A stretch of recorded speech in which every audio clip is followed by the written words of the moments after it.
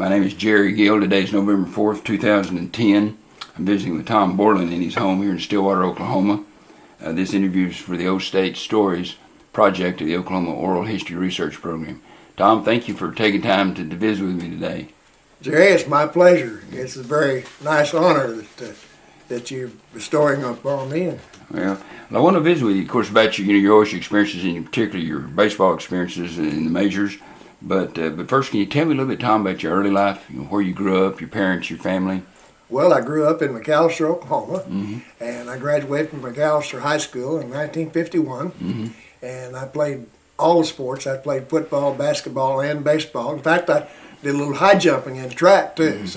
But my main forte was baseball, and we were fortunate enough to win the state championship. Beat Stillwater, by the way, in the state championship. But then I had to come up here to school to meet all those guys and everything like that. But they were really nice to me. But anyway, I made All-State in high school, and I was chosen the outstanding player of the All-State game, and so I was very fortunate. And Tom, in high school, were you a pitcher also? Yes, I was a pitcher. I played some first base and outfield, but I mostly pitched. And we had a good ball club, and some of those guys, and we still say hello to one another. You don't have McAlester when I go down there, and haven't been down there in a long time. But anyway, I came to OSU in 1951. Okay, Tom, let me ask you a question. Can I just back up just a minute? On when you were in high school, was there any, a little bit about your parents and growing up? You tell about your mom and dad. My father was in the clothing business in McAlester, and my mother was a school teacher. She was a vocal music director of the high school. She's sort of infamous down there because she started several programs down there that they still have certain concerts and things like that. And she was a very good teacher and a wonderful mother. And I have a sister. My sister is still living and lives in South Carolina, in Spartanburg, South Carolina. And of course my parents are both gone, but I had a very enjoyable life in McAlester, and we lived just about a half a block from the high school. So I didn't have far to go to school. So when school took up at 9 o'clock, well, I'd leave the house at 5 minutes to 9. So I didn't have to go far. But and the gymnasium was right across the street. I'd come out of the dressing room and go right across the street and go in my front door in McAlester. And of course, one of the sad things that I have memories is that house is burned down now, but we lived in it forever. So it was a nice house right there. Real handy, Did you play Legion ball, American Legion ball? I played American Legion ball, yes, I did. And I had pretty good success in that, too. No big honors, but I had good success. And I was very fortunate. There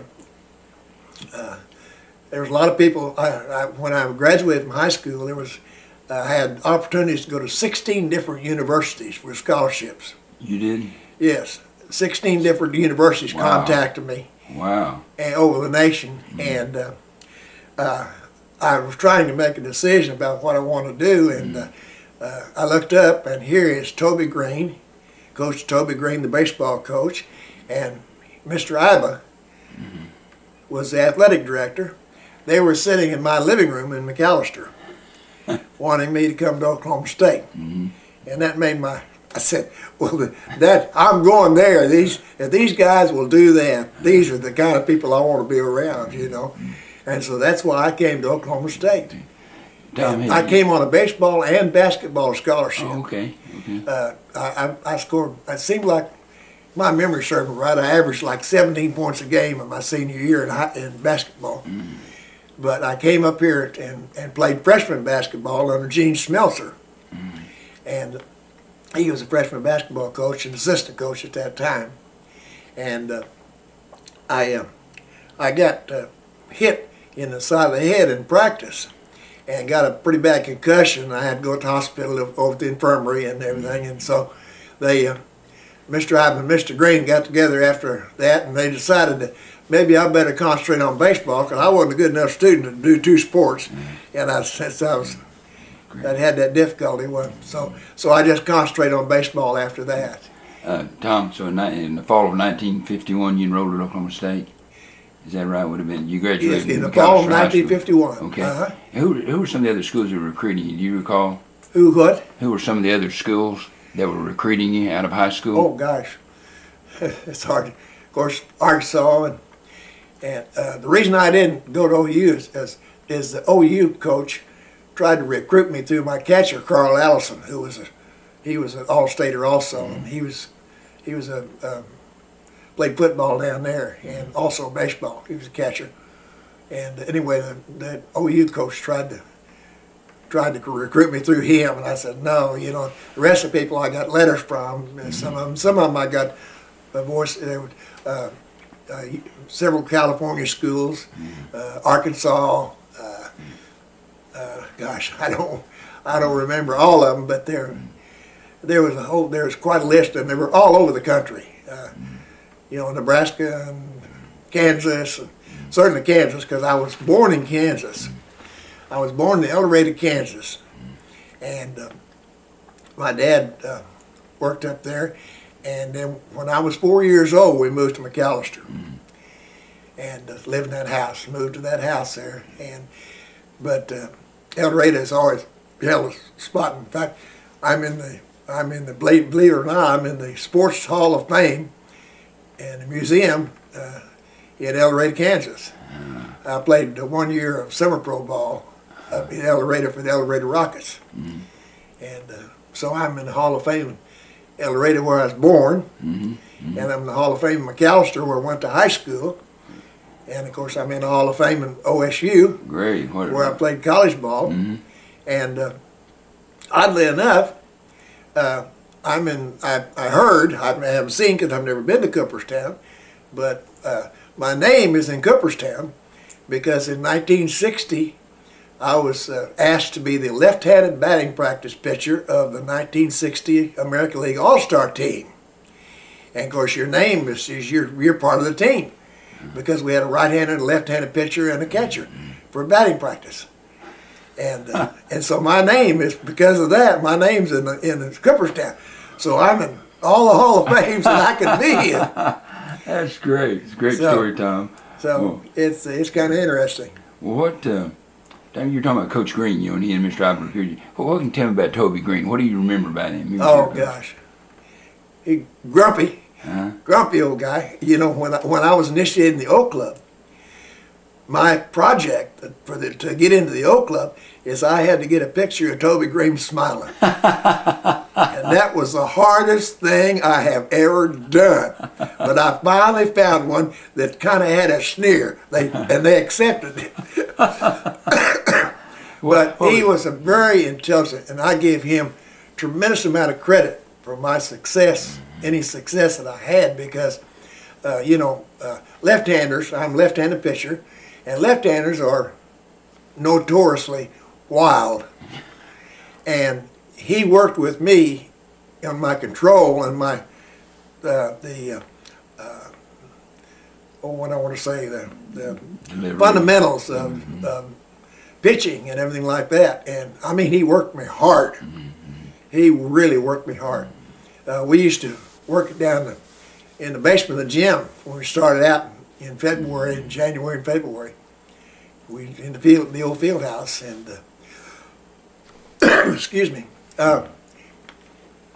We played down at Couch Park. And I don't know that these young people nowadays appreciate the facilities they have, because I'll tell you what, we just had that old ballpark, an old wooden fence. We had a Nebraska outfielder went right through it. He was running for a fly ball and ran right through the center field wall. Tom, you explain where Couch Park is? This is not a school stadium on the campus, is it? No. It's Couch Park is down. It's way south and everything like that. And we had an old bus, and Coach Greene drove it. And I'll tell you what, that old bus, we'd all load up in the bus and go down to practice. And the restroom, of course, was an outhouse. down there at Cash Park, and we would work out down there, and of course old wooden stands, and but it wasn't quite the facilities these young people have nowadays. Of course, I played in some greater facilities later on in life, but I enjoyed my college baseball very, very much, and Coach Greene was a tremendous person as far, and his wife was she was quite a gal. Marie Greene was a how she put up with Toby, I don't know. Of course, I never call him Toby. I call him Coach Greene, but we hated to lose him whenever he left, but. He had a pretty good mind for baseball, did he? Oh yeah, he was Casey Stengel of college. He reminded me so much of Casey Stengel, the way he walked and stuff, and stalked out the mound and things like that, you know. But he had a great deal of confidence in me, and I appreciated that. When he gave me the baseball and he said, "Go win me a ball game," and he would leave me out there, and I don't know. I don't ever recall being relieved in a ball game in college. When I started a ball game, I finished it, and I was very fortunate because I had a good record, especially my senior year, where I think I was 12-0 my senior year, and we went to the College World Series in 1955, and I was fortunate enough up there to pitch pretty well, and I was chosen the outstanding player of the tournament in 1955 of the College World Series. And of course, since then, I've been honored with being in the all-decade team of the College World Series. And so I follow the College World Series every year. It's very exciting. It's a great time. Can you tell me a little bit about what the atmosphere was like in Omaha in the College World Series? I love it. Oh, I love to pitch in that ballpark. I pitched in that ballpark in pro also, because I was with Minneapolis and Omaha had a team, and I pitched in that same ballpark, and I was just always looked forward to going to Omaha and pitching in that ballpark, and it was really a lot. There's something about the ballpark, and it just was so sad when they were talking about changing it, this last year. I think last year was the last year that they're going to play there. I think they're going to do another stadium now. Well, Tom, what OSU played in the Missouri Valley Conference when you were in college? Yes, the Missouri Valley. So your freshmen were eligible for baseball when you were playing, right? Yes. But in your 4 years, which would have been in 52, 3, 4, and 5 seasons, when you're 52, 53, 54, and 52, 55. 3, 4, and 5. Okay. Yeah. Well, can you talk a little bit about some of those teams and maybe some highlights of those years? Well, we always had a good battle against OU, and we always. I remember we had a pitcher on our staff named Ken Kinnaman, and I still stay in touch with Ken. He lives back east in Maryland, and then we used to play single games against OU, play one there, one there, one here, one there, and anyway. He beat OU 4 times. He was a pitcher, and he beat OU 4 times. That ball used to be up in the field house with that lady that got the Hall of Honor. She was a wonderful lady, and she tried to find that ball, and we never did find it. It got stacked away somewhere in a box, I guess. I don't know, but it's got to be some kind of record to beat OU 4 times in one year. Yeah, we had we played a lot of the later on the Big 12. We played Kansas and Kansas State, Nebraska, and I remember I had a tough game in Nebraska and up there and Missouri. We played Missouri. In fact, I got my first win at Missouri, I think it was. Tom, getting back to your Omaha experience, what do you? 54, was it 54 or 55? You're in 54 and 55, both years we went. You went to the World Series both years. In 54, we took third. Okay. And in 55, we took second. Okay. Well, can you recall your performances those 2 years, Tom? Did your pitching performances in the College World Series those 2 years? How did you do?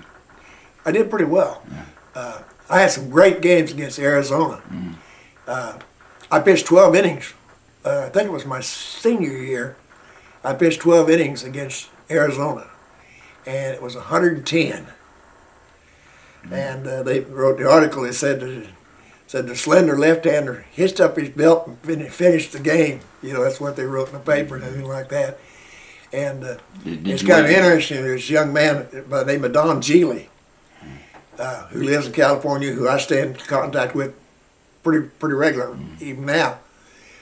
He played for Arizona, and he hit 2 home runs off of me that are just inside the line. Both of them were just barely inside the line, and but I still beat him 5-4 in 12 innings.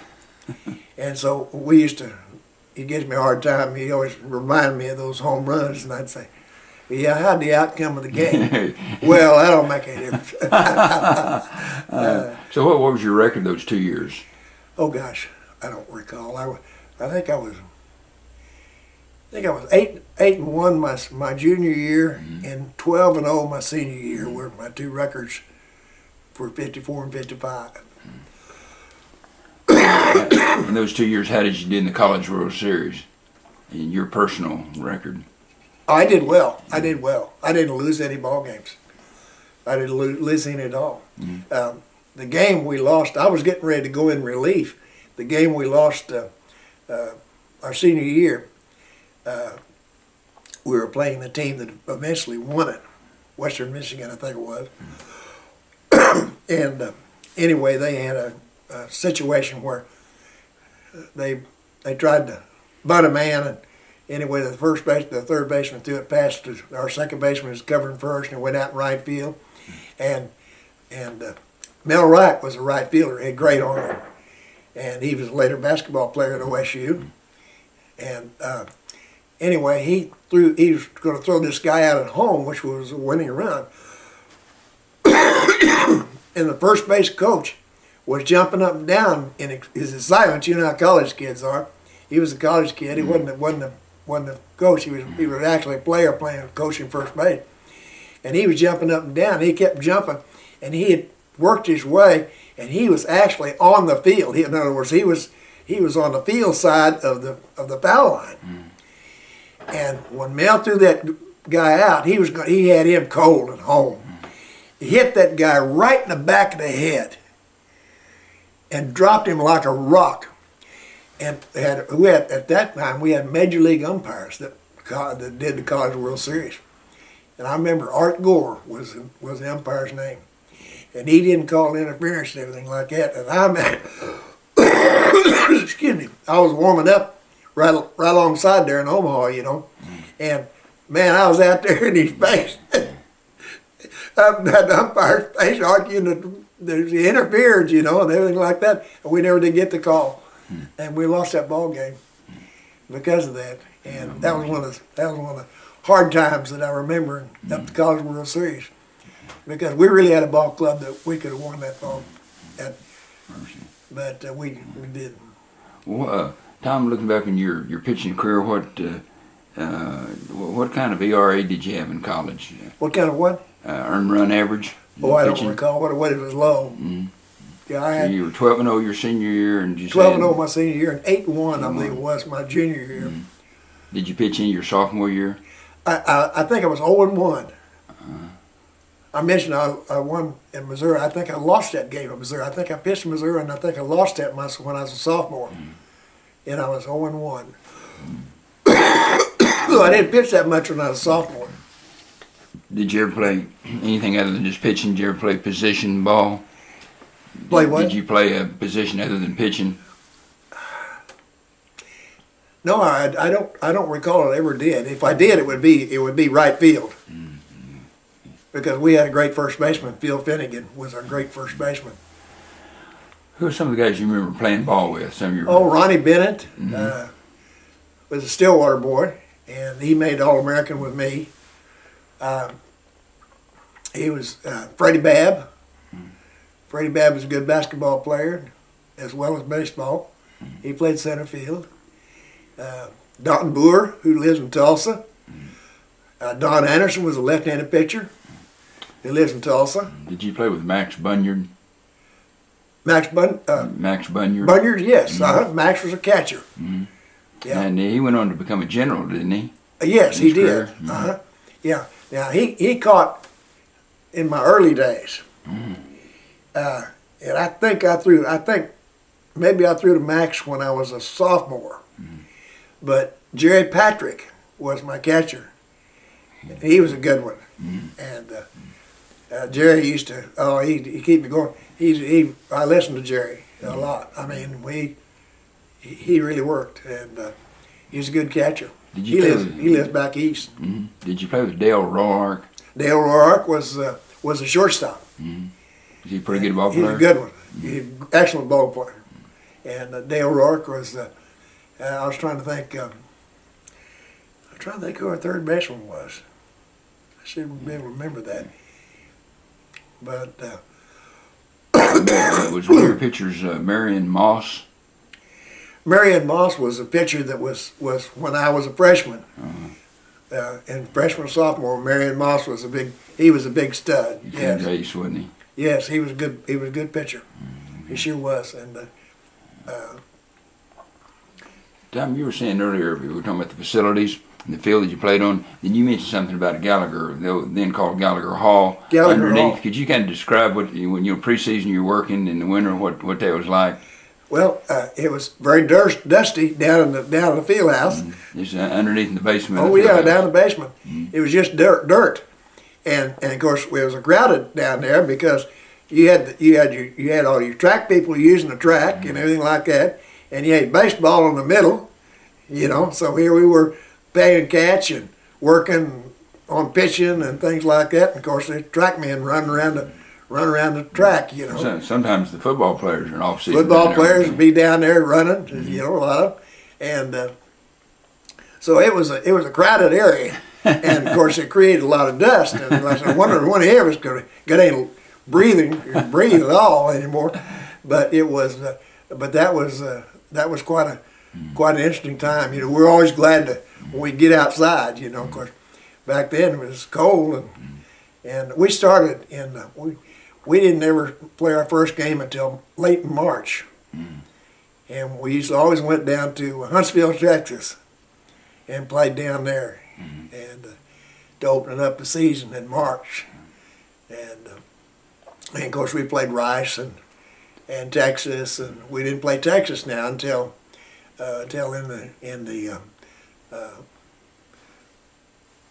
before trying to work our way to Omaha. And we played Texas then, but of course we had to beat OU first. And Tom, kind of explain that. We were talking about the College World Series earlier, and you alluded to that. What did you have to do in those days to get to the College World Series? You had to win your conference first? Yes, you had to win the conference, and then you had playoffs. Okay. And they put you in different categories like they do now, and everything like that. And you had to work your way up. So you played a 3-game series in? It was like no, just single games. Okay. Just single games. So it wasn't a tournament. You'd match up with this team. Just match it up with a certain team. You had to beat them before you could go on and play the next team and everything like that. So you kind of had you won your conference, and you had something like district and regional, and then got the College World Series. Yes. So you had to win like two or three playoff games to get the College World Series. You had to win them all. But you had to go 3 differently. You had to beat 2 or 3 different teams. Yeah. Then to finally get to one of the 8 in the World Series. Okay. Yeah, we beat. Well, I remember. Let's see. I was trying to think. We beat OU, and then we. Which was the old Big 8. We played a team in Missouri, and we played them in Sportsman Park, the old Sportsman Park in St. Louis. Played. It was a Missouri Valley Conference win up there. Played. I guess it's St. Louis University. No, it was Bradley. We played Bradley in Sportsman's Park in St. Louis. And one there. That was quite a thrill for us all to get to play in St. Louis in a major league ballpark.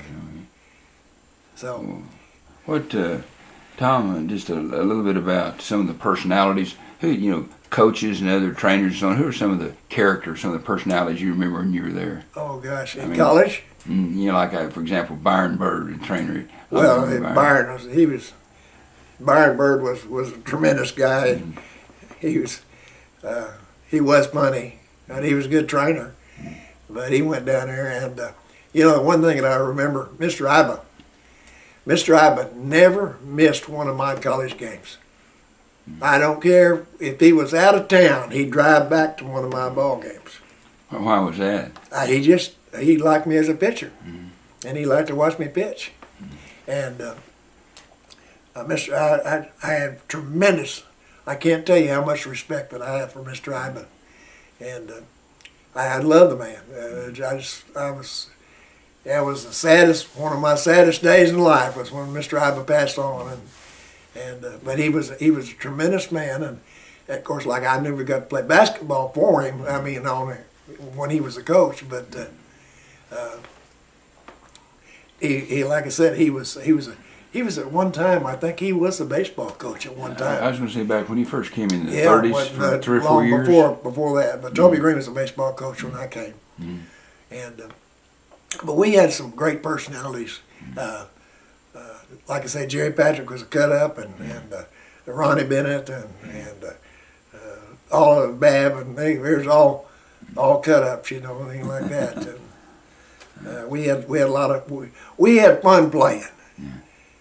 I don't know. I don't really. Sometimes I wonder if these young teams that I watch, if they're having fun playing, and they need to have fun playing.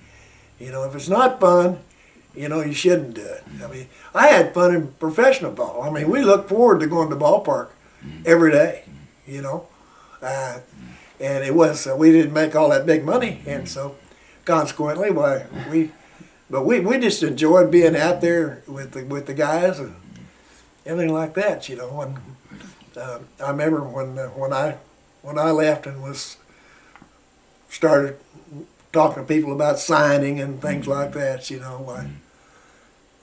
don't know if you're ready to get into that or not, but Paul Richards was the one who originally signed me, give me a bonus contract, and I signed for a $40,000 bonus. Wow.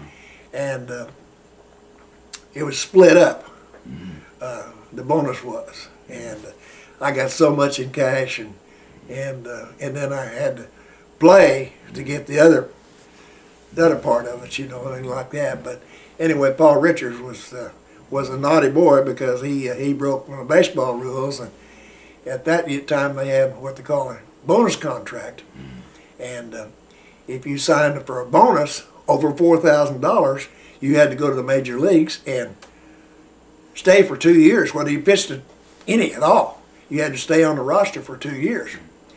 Well, he signed me a bonus contract and didn't have me on the roster and anything like that. And to make a long story short, the commissioner fined him and gave me a release. And that's when I re-signed with Danny Doyle here in Stillwater and signed with Boston Red Sox. But right after I signed, I had to go to the Army for 2 years. And so I went to Fort Smith, Arkansas, and was in the Army for 2 years over Fort Smith, and played baseball in the Army. And then when I came out, I was, at that time, my contract was at Minneapolis, which is a AAA farm team for the Red Sox. And I went to Minneapolis and played there. And then Tom, let me back up and ask you a question. I want to kind of get straight. Paul Richards, what team was he with? Paul Richards was the Baltimore Orioles. And that's who you originally signed with?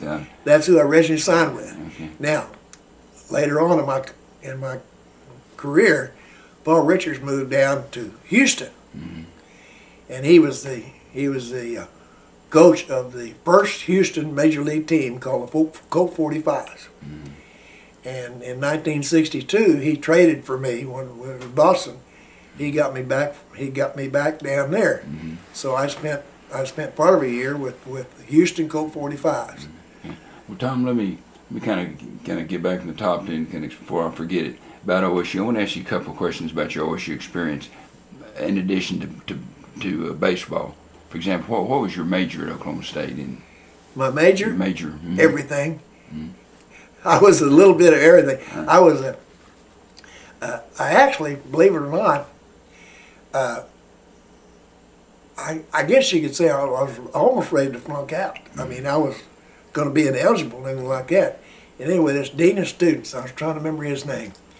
The dean of students took me under his wing, and he said, okay, he says, you can take any subject you want. And I took, believe it or not, I took physics, I took chemistry, I took subjects that were just everything. I started in the School of Business, and I went from there to the School of Education.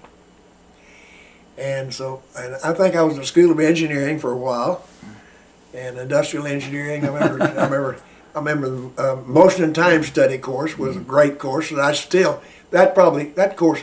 one course in college that probably helped me through my life, motion and time study, because if you save time doing things step by step by step, and I'm very what I want to say, I'm a habit. I'm a very habitual person as far as doing things certain ways, and because it's handy, you do this first, and then you go to the next part, and everything like that. So I enjoyed my college, and I didn't make great grades, and I didn't graduate because we came back from Omaha, and I didn't. We had to go up. We had to go up there during finals, and I didn't come back and take my finals and everything like that. So I came back and I tried to go back to school, and at that time, the dean of Arts and Science was a good friend of my mother's and everything like that. We were trying to figure out what I could do, and he figured, well, with 33 hours, I could get a psychology degree. And I said, nah, I'm married, I'm married, I've got a family at that time, and so I don't think a psychology degree is going to help me any, so I didn't ever go back to school. What were some of the favorite student hangouts on campus and off campus at that time? Student union.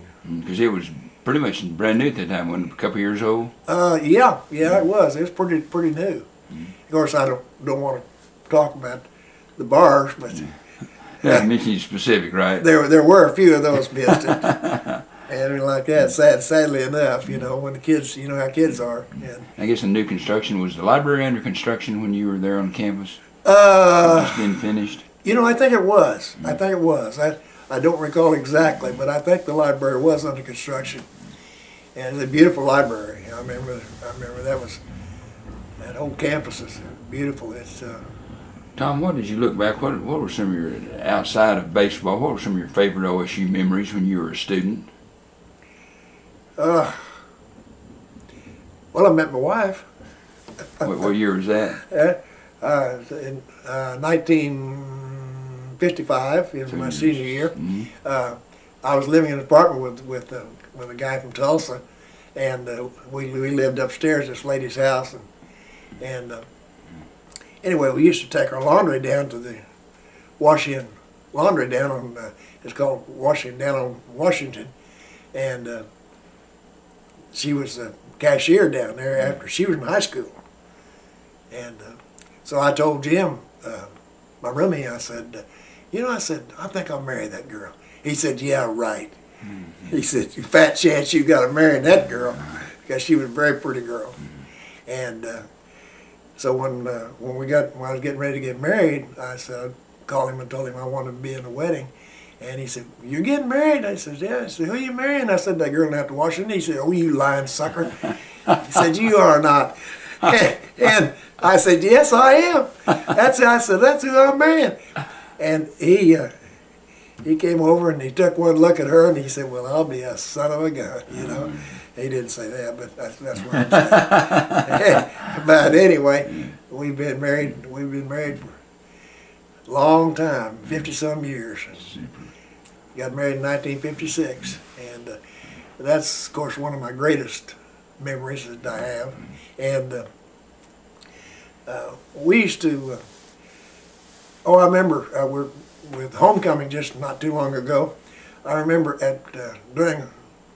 I was going with a girl at the Pi-Fi house, and I spent all night long punching that paper in that wire. I'll tell you what. So I feel for those kids. I was really felt for them when it was raining and stuff like this past year, and you know, them getting all those house decorations ready and everything like that. But I remember doing that, and we had a lot of fun doing it. It was hard, but. Well, Tom, where did you live? There's 4 years here at OSU. I lived in Bennett Hall. Okay. Yes, I lived in Bennett Hall most of the time until I moved into that apartment over on the I can't think of the street now, but anyway, it's on the corner of 4th Street. Tom, when you were living in Bennett, was there a separate training table, you know, for food for the athletes, or did you eat cafeteria with everybody else? No, just with everybody. Mm-hmm.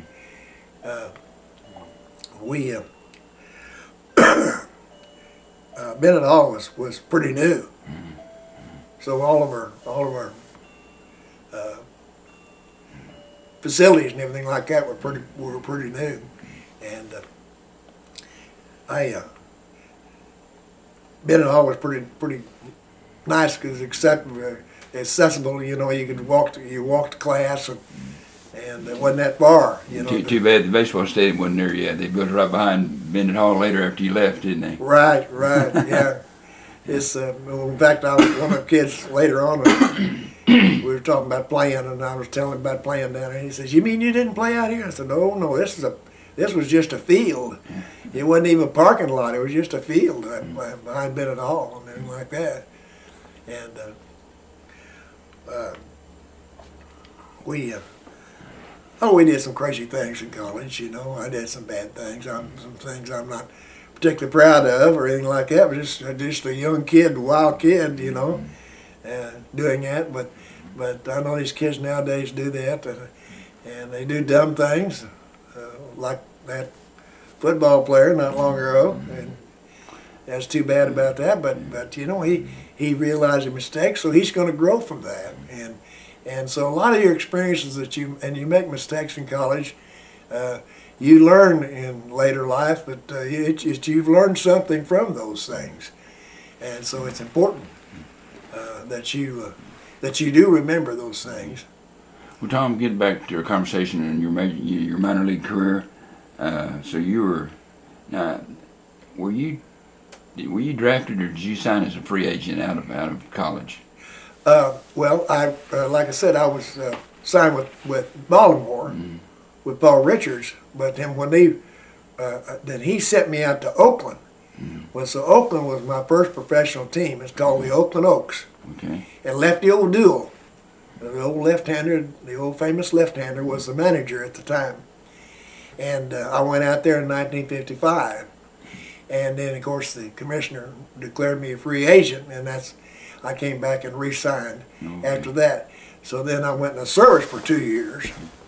And Tom, let me back. So how long were you at Oakland before? Just about a half season. About a half season, okay. About a half season. Was that AAA ball or AA? It was AAA. Well, actually, it was called open classification, because at that particular time, players, if say they got an injury in the major leagues, they could come down and get well and then go back to the majors. Of course, if they can't do that now, because if they have options, it gets very involved, so I don't want to get into too much of it, but you only had 2 major league options, or 2 minor league options, I mean, so you don't even be sent down twice. And so that's of course, that's one of the things in my career, because out in 1960, at the end of 1960 was my first year in the major leagues, total, mainly. There was 11 days left in the season, and our first baseman got hurt, and they had to go to the AAA team to get a first baseman.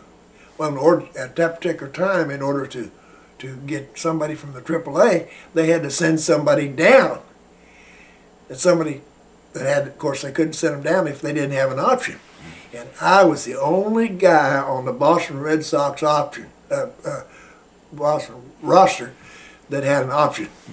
So I had to go down to Minneapolis, and my wife had just gotten Boston with our brand new baby, and in fact, she didn't even get. She was still up there in the apartment. She's only there like 2 days when this happened. And anyway, I flew with her and the baby to Washington, put her on an airplane to Tulsa, and Tom Yawkey, the owner of the Red Sox, had arranged for her to be picked up and brought to Stillwater. I flew from there to Denver and pitched the first game of a doubleheader with Minneapolis in Denver, and then after the ball game, while he had me set up, and I went to the airport and flew to Tulsa and came home and got Eileen and the baby, and we got in the car and drove to Minneapolis. This all happened. So I was there for 11 days in Minneapolis, but I won 2 ball games in 11 days and hit a home run. My gosh. Well, Tom, so you had kind of getting your season in '55 where you went to Oakland.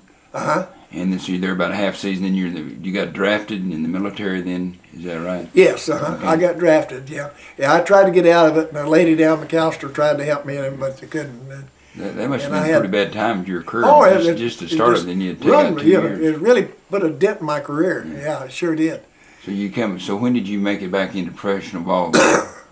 After you got out of the military? Well, I got out. I was in the service from 1955, the fall of 1950. Let's see. Yeah, the fall of 1955. Yeah, fall of I finished at Oakland, and it was that fall, 55 to 57. I fought the Battle of Garrison Avenue in Fort Smith, Arkansas. Right. For 2 years and 1 day. Did you lose the 56 and 57 seasons in?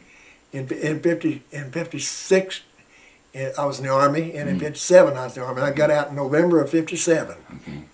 And I went that next year, which would be 58, baseball season of 58. I went to the Minneapolis Trent Camp in DeLand, Florida.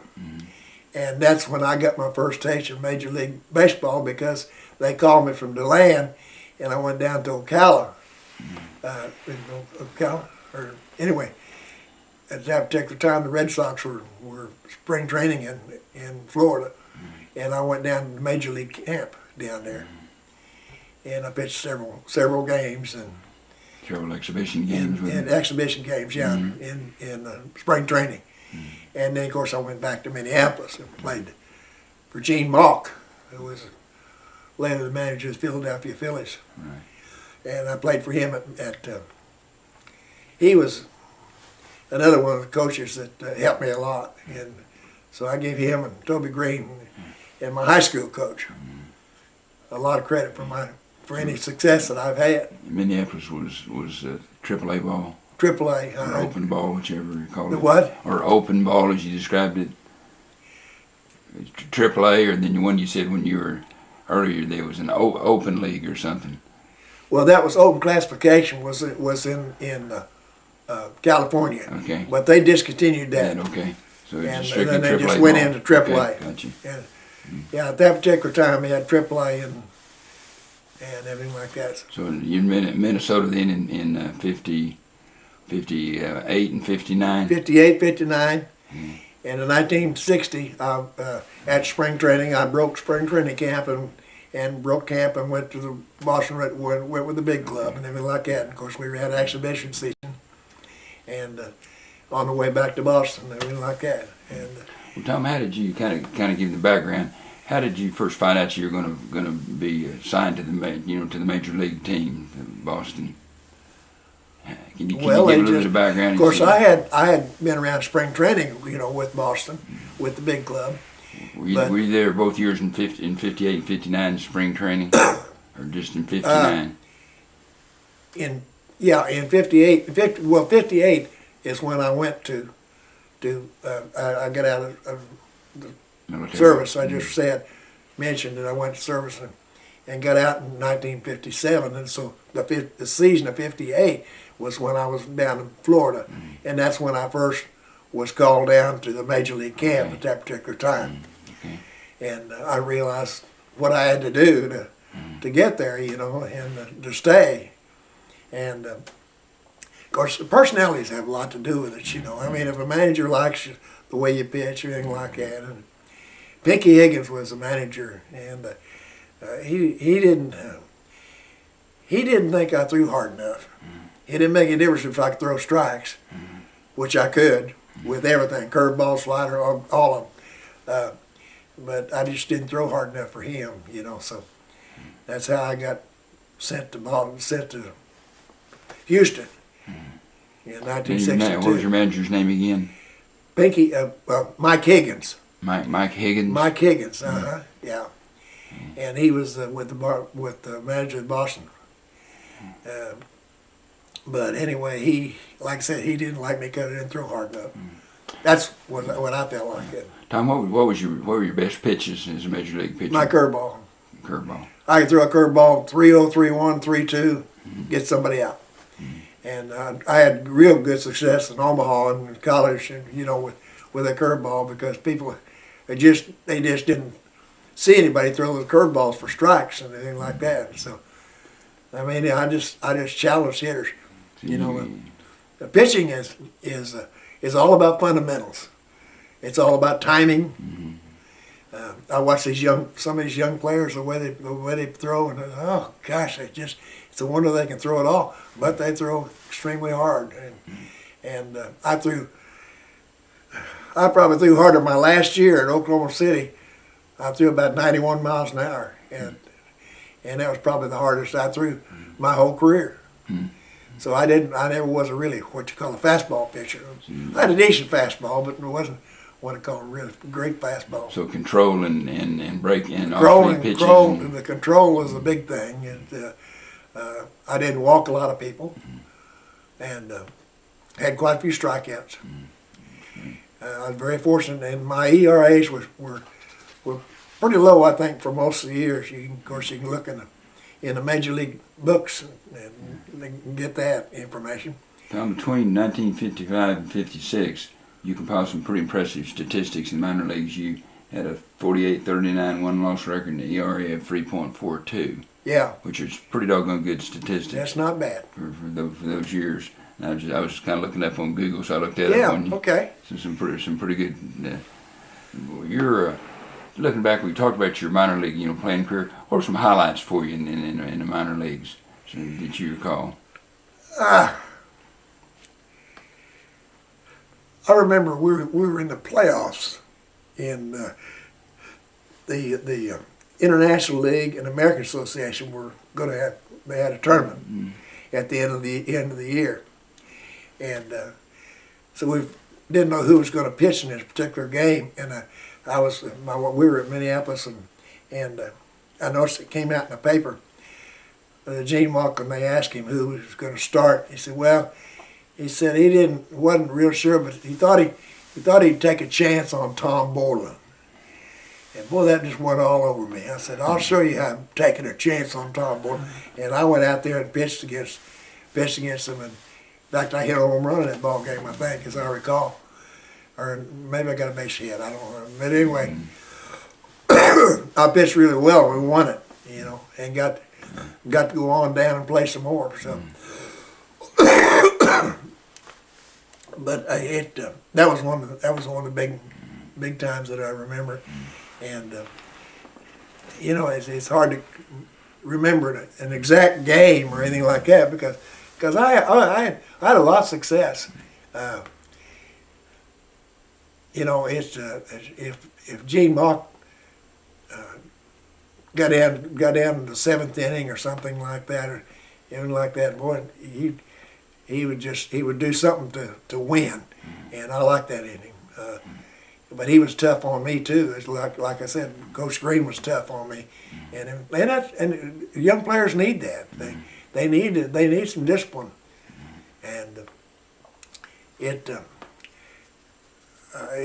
the college days were very, very good fundamental basis for your career, because when you start out in grade school or high school, if you think you're pretty doggone good, and then you go to college, oops, I'm not as good as I thought I was. I'm going to have to do some things to get better. So that keeps you working. So you get in college and you have all this success and everything like that, and then you go into professional. Oops, this is going to be a little different. So I got to have to work more to do some other things, things like that. And this is the way it is. And you just don't realize what a difference there is going from one category to one level to the next one. And I was very fortunate to be get the opportunity to be in the major leagues, and I didn't spend a whole long time there, of course, and but I was very fortunate in the time that I was there that I got to do some exciting things like be the All-Star batting practice pitcher and get to go with the All-Star team, and you're sitting there and guys Mickey Mantle and all these guys, of course most of them you pitched against, but here these guys are all All-Stars, and things like that. And Tom, what kind of back one more time back to your minor league career? What was it like playing in the minors? I mean, what was a typical week like? Travel, lodging, meals. I mean, sometimes they got to be pretty grueling. It wasn't like being in the majors, was it? Well, surprising enough, we flew everywhere. When I was in the minors, we flew. Really? We didn't have your lower classifications. They drove buses. Mm-hmm. They rode buses, but we flew everywhere. Okay. And I remember we left Louisville one time, and we were flying back to Minneapolis when we got on the airplane, and the waitress sat back down. The stewardess sat back down in her chair, her little bench against the deal, and put a strap to her deal on. We hadn't even taken off yet, and she said there would be no cabin service during this flight. And we were going in a storm, and I'll tell you what, we bounced all over everywhere. And we had this one black player, and Bobby Boyd was his name, and anyway, we were bouncing around like that, and this one of us players leaned back to Bobby, because Bobby was just scared to death of flying. And he leaned back and "Hey Bobby, the pilot's putting on a parachute. What do you think we ought to do?" Oh, I tell you what, he about died. Oh, God. So we've had some great times like that, in traveling and in the minor leagues, and it was really not bad at all. And we stayed in nice hotels. There was one instance thing that at that particular time, our black players, we only had 2 black players, and our black players had to stay in a different hotel than we did at that particular time. And that was kind of a sad deal, and everything like that. But they were just a teammate, at that particular time, and with Boston, and that was Pumpsie Greene and Earl Wilson were the 2 black players that we had, and I think Earl Wilson was one of the first black players that played for Boston. But yeah, well, Tom, I want to kind of get to particularly that 1960 season and 61 you're in the majors. What was, let's talk about your stint with Boston Red Sox. Can you talk about some of we talked a little bit earlier, but the circumstances surrounding your promotion to Major League, and we talked about you went in, so I'm trying to recall and correct me here from our conversation. So in 59, you were in spring training and had pitched, and so you knew that you were maybe being looked at and perhaps being groomed. Then you had a good year that year in 59. So then in 60, when did you get called up? I mean, did you start the season in the majors, or? I started in 1960. Of course, I spring trained. Like I said, I spring trained in 59 with the major leagues, and then of course was sent out to Minneapolis. And then in 1960, I spring trained with the big leagues. Excuse me. Gosh. Take some water if you want to. Anyway, one of the first things in spring training that I recall in 1960, I was having a pretty good spring training. In fact, I was chosen the rookie of the outstanding rookie of the Cactus League, which is the spring training league down in Arizona at that particular time. But I was at the ballpark one day, and a lot of times we'd go on, when they go to another town to play, well, if you weren't going to pitch that day, you didn't go, you stayed home. And anyway, this one day when Ted Williams, who I had the good fortune to play with in the Boston Red Sox, Ted came up to me and he said, "Are you going to play today? Are you going to make the trip?" And I said, "I don't know, you'll have to ask the coach."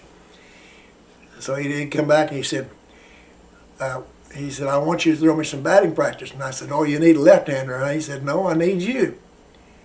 And I thought that was a pretty nice deal. He said, "You're having a pretty good year." And he said, "Oh, I want you to throw me batting practice." And I threw him batting practice just like I was pitching the ball game. We had a catcher.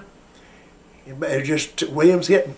Had a catcher, and he gave me signs and everything, just like in a regular game. And that's how I threw Williams batting practice. And that was the first time, a lot more times, that I threw him batting practice. How did you do? You remember how you did pretty good. He hit one or two home runs off of me. Yeah, but not a whole lot. You snuck a few by. I want to tell you, if I might right now. Sure. Ted Williams was a great guy, tremendous man, and I just I got to tell you this little story because it stands out in my mind. We were in Detroit, and I had pitched about 6 2/3 innings. Had a pretty good day. I'd struck out a bunch of guys and everything like that. Anyway, they took me out for a pinch hitter because it was a close ball game, and I was in the clubhouse, and I was sitting over there, and Williams came in and changed his shirt or something like that. He said, "Left-hander, what are you looking so glum about?" He says, "You did great out there today, you know." And I said, "Well, it's not that, Ted." I said, "What's got me down is that Sunday is Father's Day, and I don't have anything for my dad." He said, "Well, does he fish?" I said, "Oh, yeah." Well, you know, he's a big fisherman, and he has his own rod and reel with his name on them and stuff like that I think sold through Sears or some wholesale outfit, anything like that. He said, "Well, let's get him one of my rod and reels." I said, "Oh, Ted, this was like on a Tuesday or something like that." I said, "Oh, we don't have time to do it." He said, "Oh, yeah." I said, "Just a minute." He goes over now this is in Detroit. He goes over to the phone in the clubhouse, calls Florida. "Hello, John, it's Ted. There's something I want you to do for me." He said, and then of course he gave me the information, and I'd given him my dad's name and address and everything like that. And my dad got that rod and reel from Ted. He wouldn't let me pay him for it. He wouldn't let me pay him a thing for it. And of course, probably didn't cost him anything, you know. But anyway, my dad caught a 6-pound bass with that rod and reel, and we got a picture of it. So the next year at spring training, I had this picture that I gave to Ted. And I'll tell you what, that man was more proud of that picture of my dad holding that 6-pound bass up. He said, "Look at here what Tom's dad caught on one of my rod and reels." And I think he's more proud of that than he was hitting 400.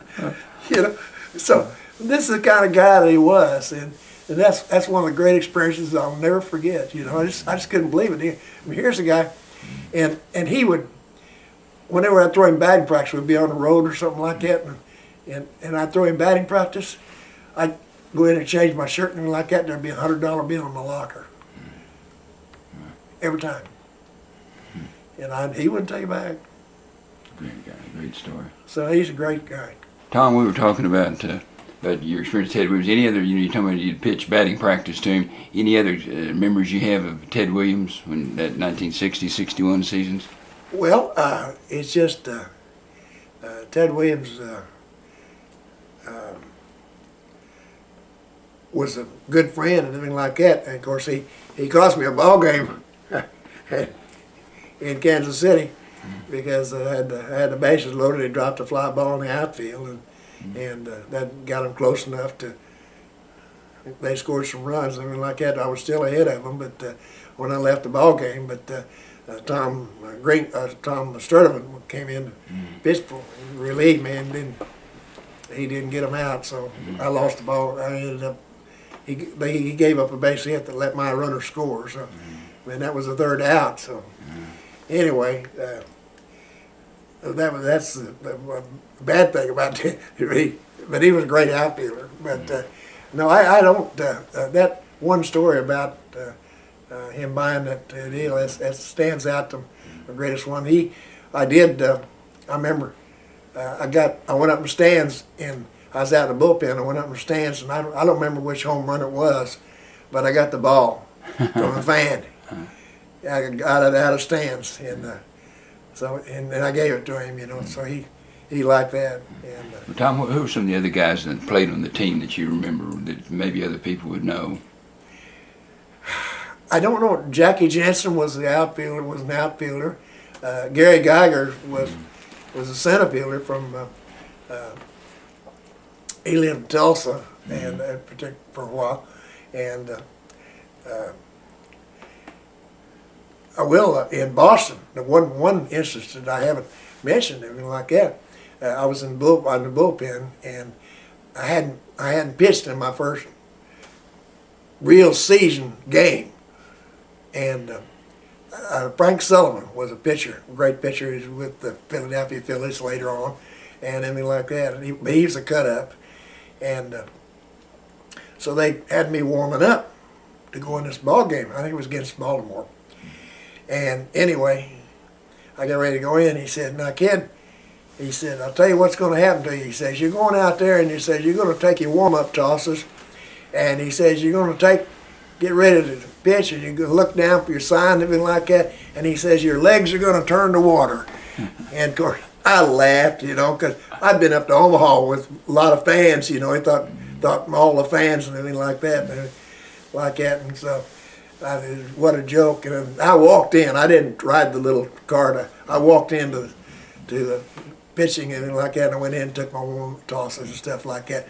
And I got all ready, and my knees turned to water.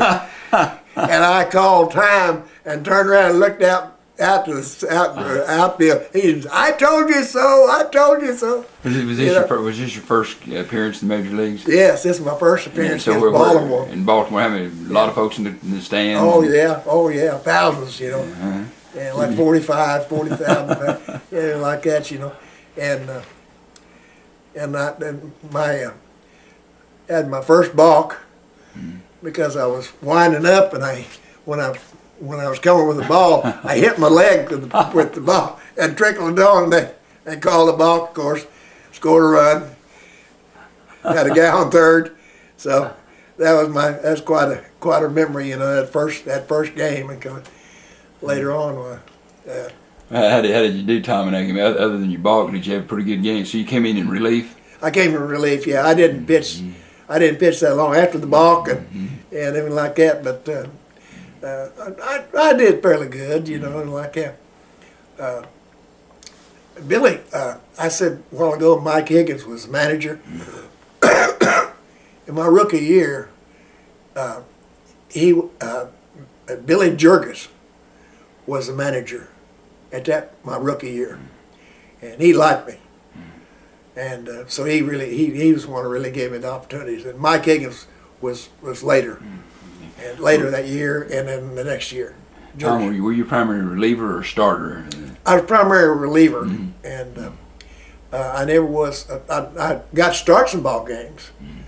Sadly enough, I'm 0-4 in the big leagues, but I should have won 2 of those ball games because I left the ball game when I was ahead, but my reliever didn't get the guys out. So, oh my gosh! So I lost those 2 ball. I could be 2-2 real easy. Did you ever think about it, thinking, gosh, I had a chance, never won a Major League Baseball game, had a chance, and they blew it for me twice. Yeah, he lived in Oklahoma City. Yeah, he was a friend. He's a good friend. Tom started with over. God rest his soul. I think he's passed away now. So most of your appearances, then you didn't get a decision. You're relieving. Yes, yeah. I remember when I started ball games, I did pretty well. For a while. And I had one in Chicago. We were playing the White Sox, and I'd asked the pitching coach how to pitch to a particular guy. He said, just throw him that high fastball out away from him. He likes to hit that big fly ball to center field. It's a big ballpark, you know. And so I get out there, and I did, and we forgot about the wind. The wind in Chicago is real strong, and it's blowing out. Well, anyway, this center fielder, Willie Tasby was his name. A black center fielder, good fielder, good ball player. And anyway, he did the old Willie Mays tap with his glove, you know, and got ready. And I said, oh, he's got it, you know. And after the guy hit this high fly ball, and oops, he turned around and went back a few more steps. He patted the glove again, and I said, hey, he's got it now. This is really a high fly ball. And anyway, he did that 3 times. And the last time he did, boom, he hit the wall. And that ball went right down. I mean, if he'd have known it was going to go, he could have gone back there and jumped up and probably caught it and saved the home run.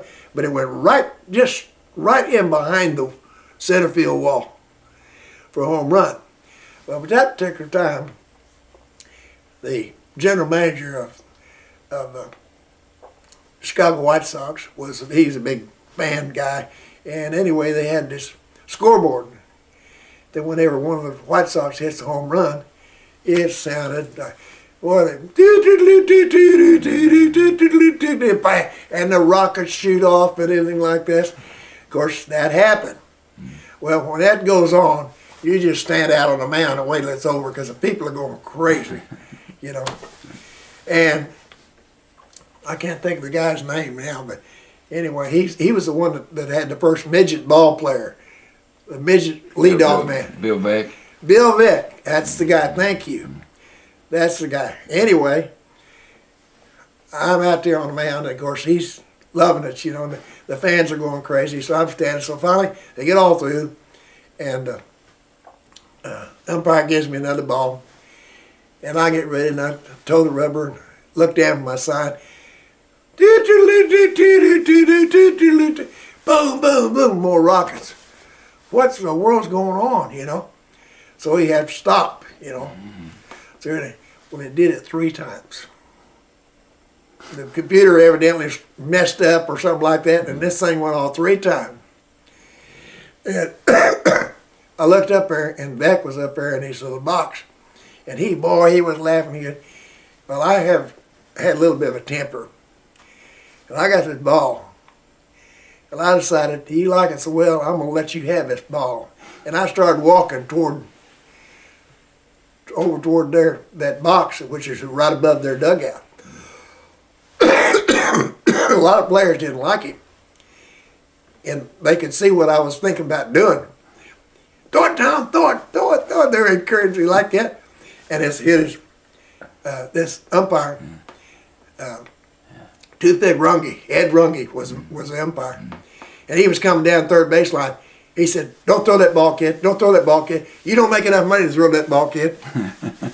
And I'm looking right. Well, Beck looks down and sees me. Well, he get done. All the laughter went off his face because he didn't know whether he was going to be able to get out of the way of the ball or not, you know. And anything like that. But our umpire says, you kids don't make enough money to throw that ball, kid, and anything like that. And I said, well, I didn't think it was that good a home run. He said, I didn't either, son. He said, go out there and pitch. So I went back out and pitched, but that was one of the trying times that I had. Tom, what was you think was your best game you pitched in the majors? Oh gosh. Was there some really good players you struck out? The one big memory that I have is in Boston. And, you know, got that famous left field wall, you know, the short wall, everything like that. And, you know, Mickey Mantle's a switch hitter. In other words, he bats right-handed against the left-hander and stuff like that, and everything like that. So anyway, we're playing New York in Boston, and I'm out in the bullpen, and Mantle is getting ready to come up, and they've got me warming up. And they call me in to pitch to Mantle. We had a 1-run lead. I'm sorry, we had 2-run lead maybe. No, wait a minute. When did we? I guess we had a 2-run lead. Yeah, because they had 2 runners on. There's 2 out, top of the 9th, and we're ahead by 2 runs. And I'm called in to pitch to Mantle. Well, I've got a question in my mind. What in the world he ain't bringing me in here to pitch to Mantle with him hitting right-handed with that short wall? I was a little goosey. I was a little scared. I really was. I was a little hesitant about it. So anyway, the catcher came out and said, "What do you want to throw him? How do you want to pitch?" And I said, "Well, my first pitch," I said, "Now you got to block this." I said, "The first pitch I'm going to throw him is going to be a curveball in the dirt." Oh, I didn't tell you. When I was coming in from the outfield, walking into the mound, I saw Mantle go back to the dugout and lean over the dugout and was talking to somebody. And I'm trying to see who he was talking to. And I finally discovered it was Ralph Terry, who was a great pitcher, and he's from Oklahoma. And I pitched against him in a Van Johnson league up in Kansas.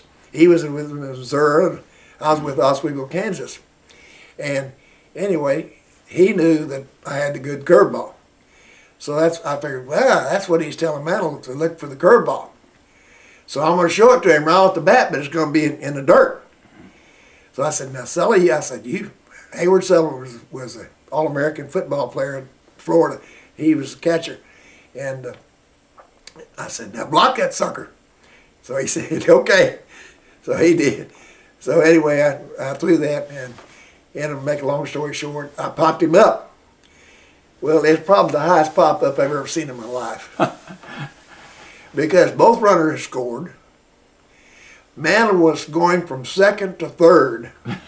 and my first baseman and the catcher were arguing about who was going to take the ball. And it was in the infield. It was up right in the infield. It was right between me and first base was where the pop-up was. And anyway, the catcher finally caught it just barely above the ground, everything like that, and we won the ball game. And in fact, at my tire store, there's a Boston Globe.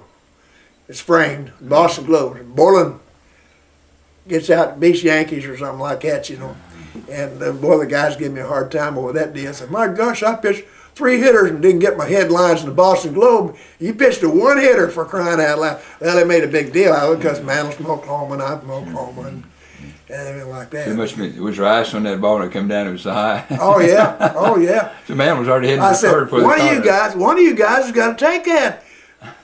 And I knew I didn't want that.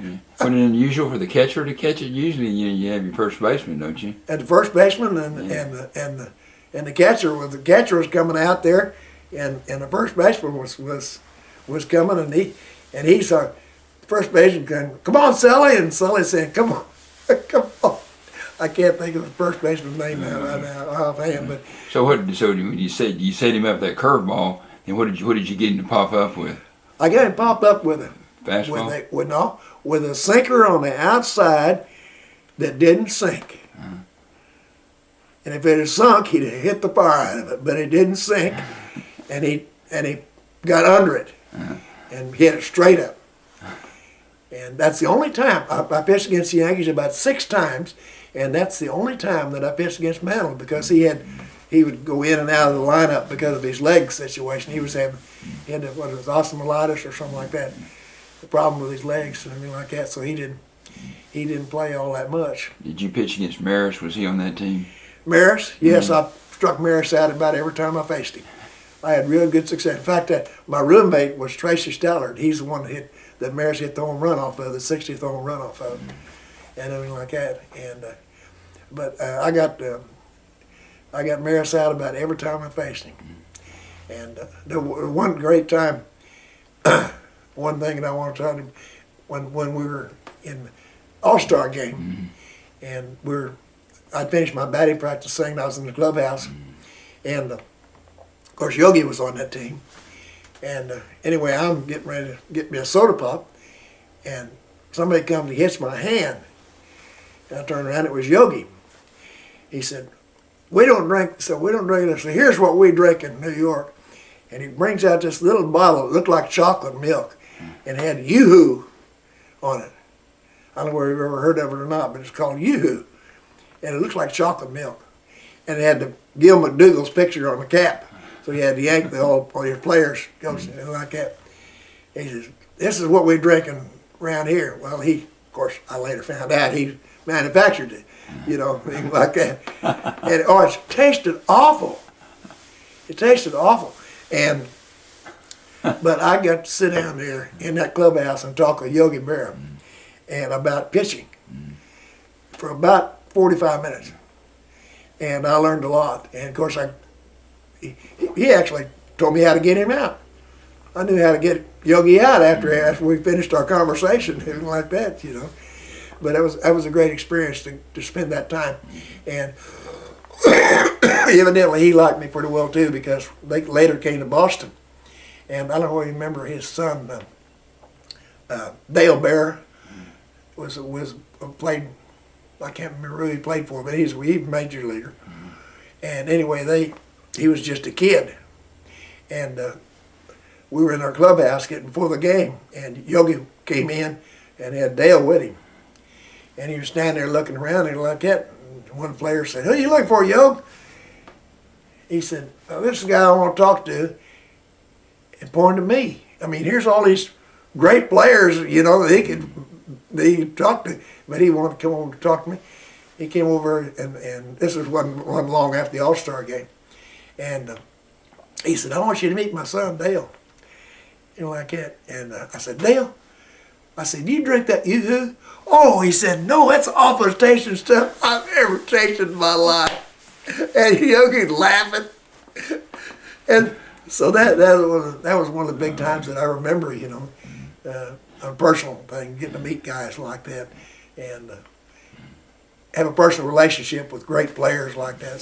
So I've had, in my short time, I've had a tremendous amount of Al Kaline. I struck him out twice with Detroit, and so I got to face some great hitters.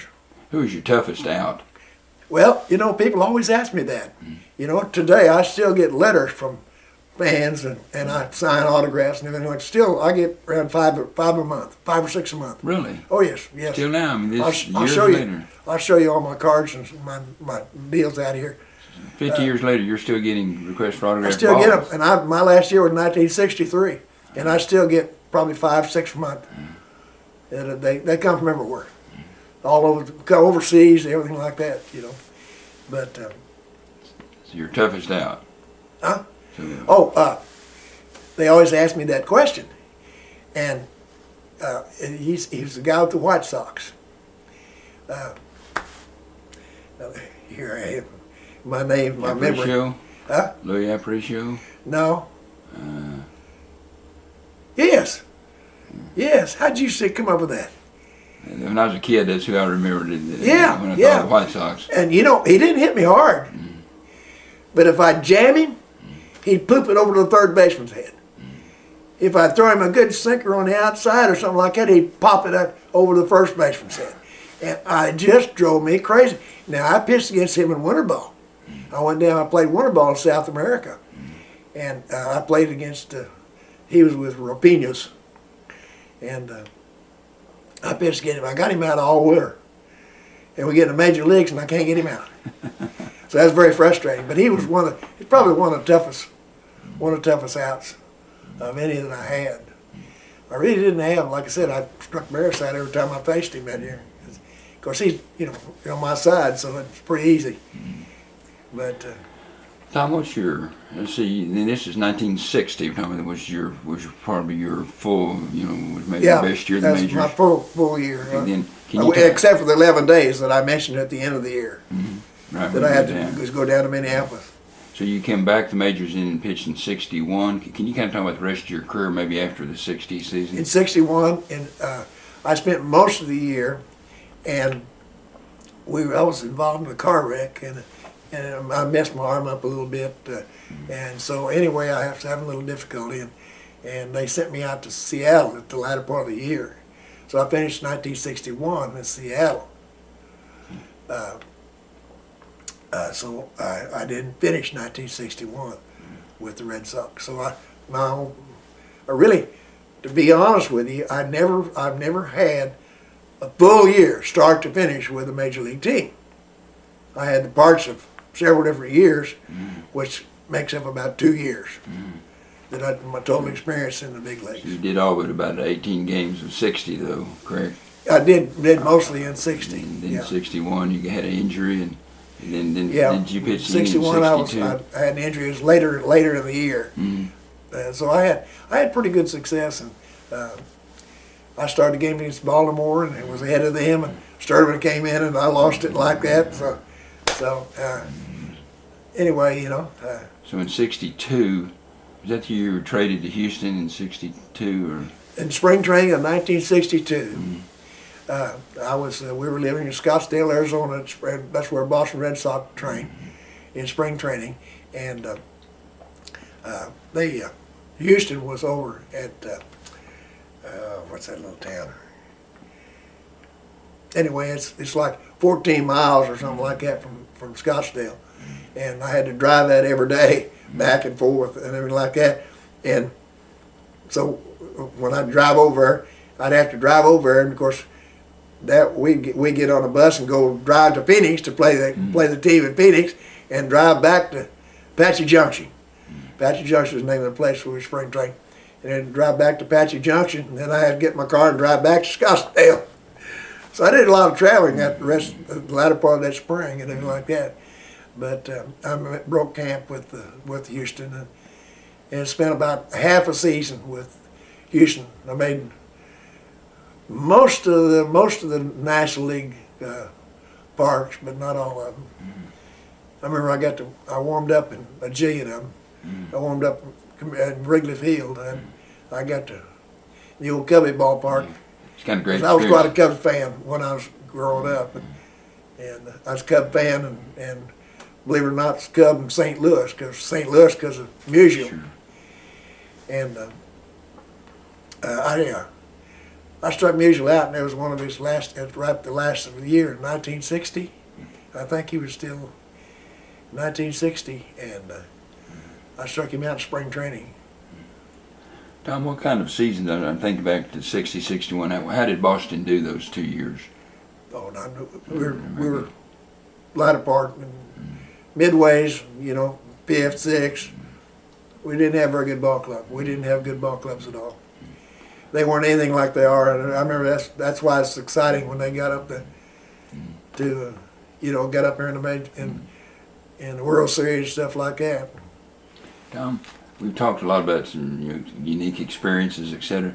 When you look back, just generally, how do you feel about your major league career? Those times you're in the major leagues, what do you remember about it most?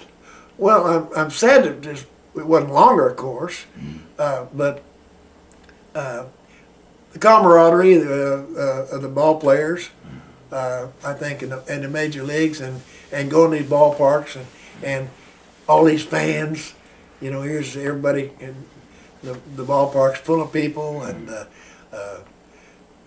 it's just the whole atmosphere of Major League Baseball is big in my memory, and I'm very, very blessed with the experience that I had at the time that I had.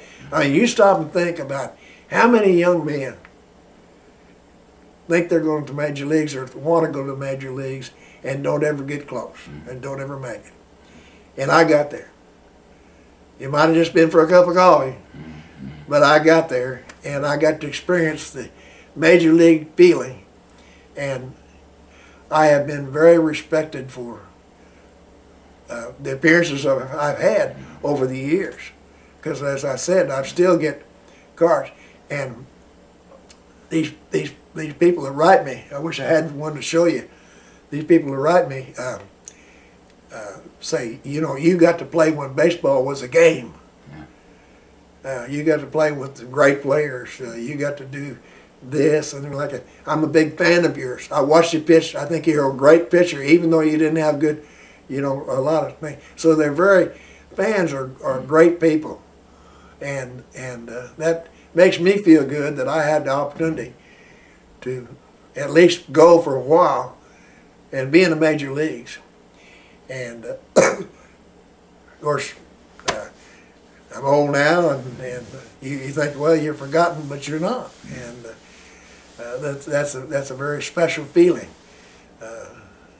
And I got a letter the other day from some teacher that her class, one of the members of her class, had brought in one of my pictures that I'd signed or something like that, and everything like that. And she was so impressed and everything like that. She wrote me this letter, and she said, "If I send you some pictures, will you autograph them?" And I said, "Send them, I'll sign them." And I will.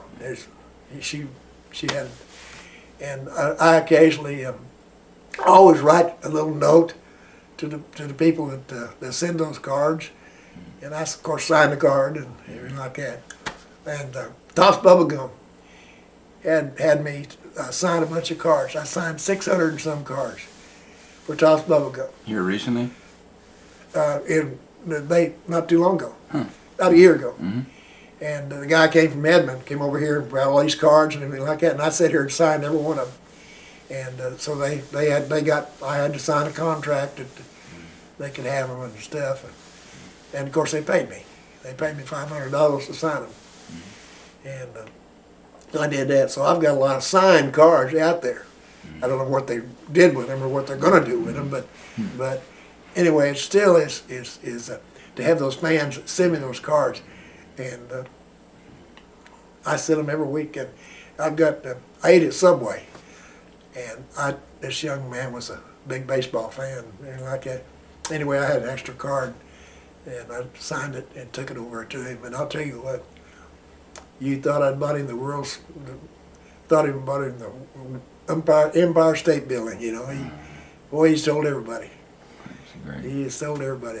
Tom Borland, he's Subway's over there. Tom, couple questions here. What about life after baseball? After you retired, can you share a little bit about your life? So your last season was 1963 was the last year with Houston. And I went in the insurance business. And you came back to Stillwater, did you? Yes, I moved back to Stillwater, right here in this house. We bought this house in 1960, and December the 18th, 1960, and we're still in the same house. But anyway, I played semi-pro ball with a team in Wichita called the Dreamliners, and there were three of us. Dick Sorgel played with us, and we used to drive up there about 3 times a week and play ball, and we won the championship in 1965, I think it was. We won the championship in Wichita, and I did that for a while and sold insurance, and then I was playing with. I was going to manage semi-pro team here in Stillwater for a guy, and it was Brown Distributing Company. Bob Brown Distributing Company was a tire company, and I went down to ask Bill when he wanted to start, the workouts and stuff like that. And I walked in there, and he was looking all long-faced, and he said, "You want a job?" And I said, "Doing what?" He said, "Driving a truck." And I said, "Bill, I drove a truck in the Army. I didn't like it then. What do you think? I like that." But anyway, make a long story short, I eventually went to work for him in the tire business. And I worked for him for 5 years. And about later, got involved with Pioneer Tire Center, which was owned by a man in Ponca City. And then his partner and I bought Pioneer Tire Center, moved it down to the location that is now. And I was in the tire business for 33 years. Tom, what year was it? Retail. This is 1974. Okay. I think it was. And then we started down there, and I retired from that and sold it to my son, who still owns it, and my wife Eileen still helps him down there. So Victor's running it now and owns it? Victor, my son Victor, is doing a tremendous job with it. And anybody reads this, go down and get their tires done at Pioneer Tire Center. All right, so you did 33 years there at Pioneer Tire? I think it was 33. What was it? 1974 when I started.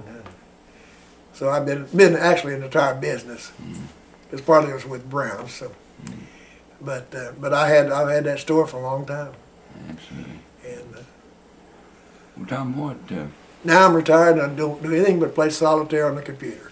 And sign autographs, right? And sign cards. Yeah, you autograph cards. You betcha. I have to look back and, you know, my high school career, my college career, my minor league career, my major league career, all of them are very, very, very humbling to me, you know, and great memories. And I can sit down here and talk baseball with you all day. I can't talk about anything else because I don't know anything else. Because that's all I knew for a long time was baseball. And I loved it, and I still do. I don't watch a lot of the major league games now because it's played a little differently than when we used to play it. And in what ways, Tom, is it different for you? Well, it's just the way they pitch. You know, it's all about home runs. It's not about butting. It's not about hitting and running and base stealing and stuff. I mean, they do some of that, but it's not. That's not the way the game. They don't concentrate on it like that. You know, so it's a little different. So it's kind of sometimes boring. Of course, I watched the World Series, but that was kind of exciting for two teams that hadn't been in. You know, and I played in San Francisco, so. You know, when I was with Oakland, in fact, oddly enough, when I was in the Army, my contract shifted to different ball clubs, and at one time my contract was with San Francisco in that Oakland classification when I was in the Army. So I went from when I signed with the Red Sox, my contract was in Louisville. AAA was in Louisville, and while I was in service, they went to San Francisco. So then when the Giants moved to San Francisco, well, they had to give Boston a minor league town, so they gave Minneapolis. So when I got out of service, that's how I got to Minneapolis. So you'd have been on the West Coast. I've been in San Francisco, yeah. They hadn't done that, so. How do you, you're talking about kind of old school ball and things, how do you hope people remember you as a ball player? What? How do you hope people will remember you as a ball player and as a person? Well, of course, you always hope that they're remember that you worked hard, and I did. I worked hard at it. I didn't take anything for granted. I challenged ball players. I challenged the hitters. I was never afraid of a hitter. You know, and I hope that people will remember me as an honest person, and I hope you remember that I went to Oklahoma A&M. I know it's Oklahoma State now, but I went to Oklahoma A&M. You're an Aggie. I'm an Aggie, through, and. I have 2 season baseball tickets. I sit right behind home plate, and unless it's too cold, I go. But now I'm chicken. If it's too cold, I don't go, because it's cold up in those stands now. Tom, what do you think about the Coach Frank Anderson and the baseball program now? Well, he's doing pretty good with what he has to work with, I think, and he's got some pretty good recruits. I don't stay close enough to him to familiarize myself with, you know, the exact players or anything like that. But I think he's doing pretty good. I'd like to see a little more enthusiasm among the players. I mean, we laughed and cut up and we jogged back and forth with other teams and we talked out and out, and you know, come on, babe, come on, you know. We talked, and you could hear us, and we hustled. We had a hustle ball club. And it was, I think he'll do all right. He's had some up and down years, but it has a lot to do with the kids, you know. A lot of times it's like professional ball too. They do great in spring training, but then when the bell rings, it's a whole different story, you know. And that's a lot of way with college. A lot of these young kids are had to make this transition I mentioned earlier about coming from high school to college, and they don't grab onto it right away. And so I think that's a big job of coaching is to get those kids thinking about the level that they're playing at, and not just assume that they know. You got to impress upon them, you know, what you got to do to get there and to stay there. Tom, you played in high school. You played football, basketball, baseball. Yes. Obviously, baseball is your favorite sport. What is it that's so unique and different about baseball from other sports that you love? The what? What is it that's unique and different about baseball that you love it more than the other sports? Well, of course, it didn't hurt like football did. Because you don't get hit. Because I was 155 pounds and played center and single wing. So I centered the ball with my head down. And that's not good. But baseball is, of course, it's in the spring and the weather's warmer and it's a lot funner than the outdoors. You know, I like the open air. I enjoyed basketball. I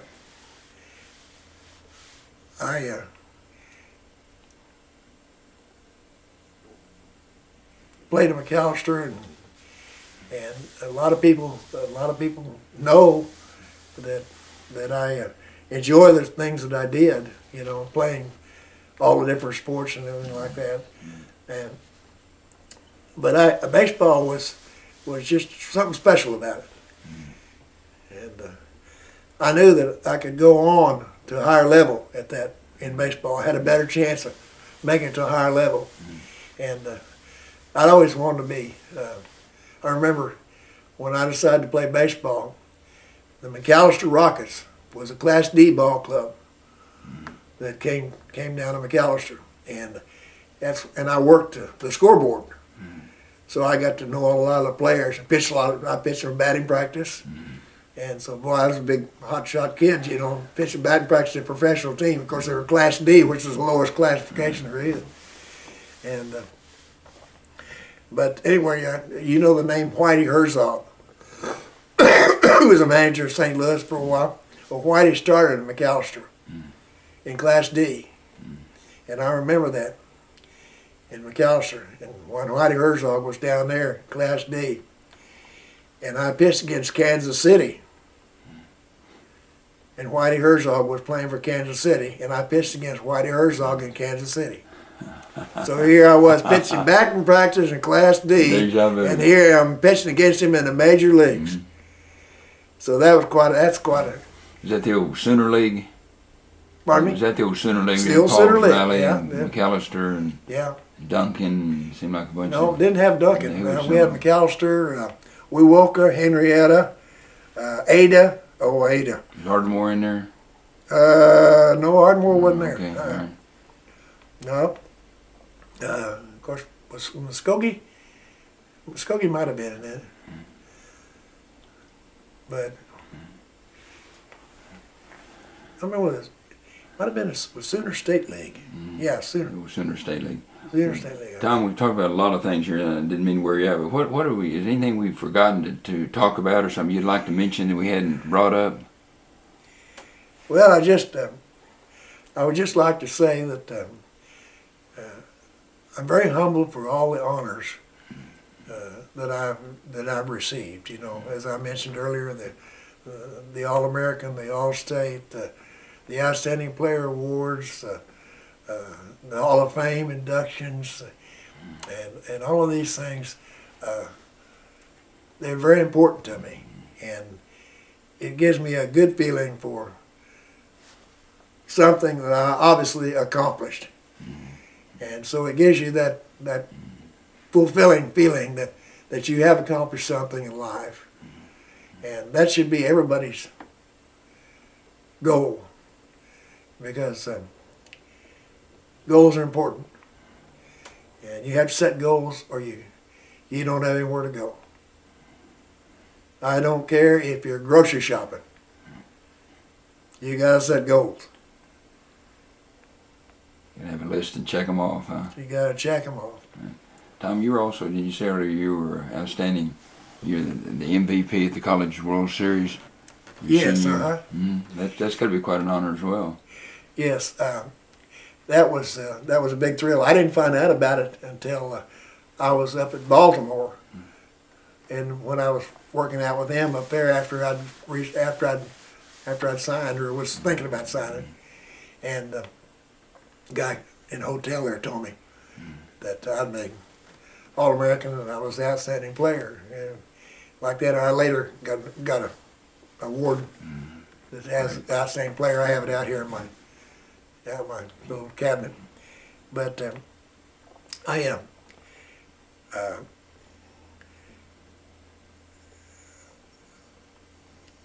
I don't know what I was going to say. I forgot. I got a memory block. Well, about the awards you won and what it meant to you. And you know, when I was chosen on the all-decade team for Omaha, that was a thrill. And I've got a plaque down at the tire store that has that on there. And I was the second. I was fourth in the first 10 years, the first decade. That's what it was. The first decade, I was a member of the first decade team. But then the all-time, all-decade team, I was like fourth. I won fourth. I was the fourth pitcher chosen for that. But quite an honor. I didn't, you know, they just had a right and a left-hander and chosen for that team, and I was number 4. So it still is quite an honor. The all-decade team for up there as long as that series has been going on. Well, Tom, I really appreciate it. It's been a great interview and we've covered a lot of territory. Well, Jerry, I hope we've said some things that are be interesting to people, and I know it's been a pleasure to have you come out here and go to all this trouble to do this, and like that, spend time with me. No trouble at all. Appreciate it, Tom. Thank you very much. I love OSU. Go Pokes. Go Pokes. And Aggies. And Aggies, you bet.